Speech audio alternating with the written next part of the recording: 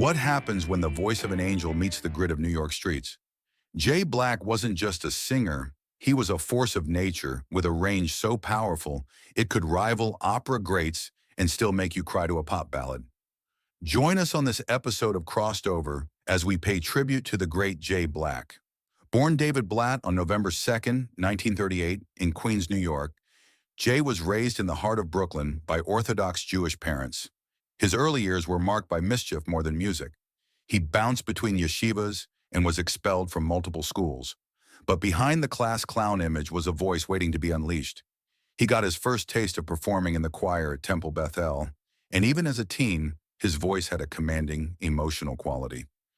Jay's musical journey began with doo-wop groups like the Two Chaps and the Empires, but his big break came when he was invited to replace John J. Trainer as the lead vocalist for Jay and the Americans. To preserve the band's identity, he adopted the name Jay, but it was a TV host's mishearing of his surname that gave birth to Jay Black, a name that would soon echo through pop music history. With his dramatic, almost operatic delivery, Jay led Jay and the Americans to massive success. Their first major hit under his leadership, Come a Little Bit Closer, brought a fresh Latin-inspired sound to the charts in 1964. They opened for the Beatles, scored a string of top 10 hits like Cara Mia, In This Magic Moment, and became one of the defining acts of the 1960s. Jay's vocal power turned simple pop songs into emotional epics.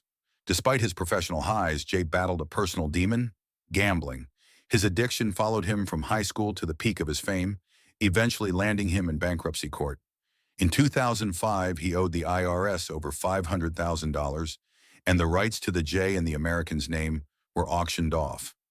Sandy Deane, one of the band's founding members, bought it, effectively ending Jay's legal association with the group he helped define. Jay's ties to the New York underworld added yet another layer to his legend. He had a long-standing friendship with mob boss John Gotti, even singing at his children's weddings. That loyalty later brought him death threats when Gotti was on trial. Even with these tumultuous chapters, Jay never lost the stage. He continued to perform well into his 70s, drawing crowds eager to hear that unmatched voice. One of his final shows at Mohegan Sun in Connecticut showed signs of wear. He apologized for not hitting the high notes, but fans applauded his heart and honesty. In his later years, Jay revealed he was battling dementia, though he never lost the fire in his soul. On October 22nd, 2021, he passed away from complications related to pneumonia and cardiac arrest at age 82.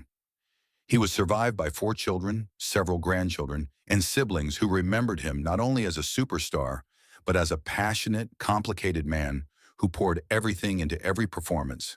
Jay Black's legacy lives on in every soaring note of Cara Mia and every memory tied to his velvet thunder of a voice.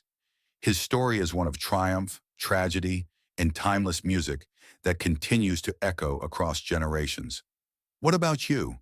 Did you have a favorite by Jay and the Americans? Let us know.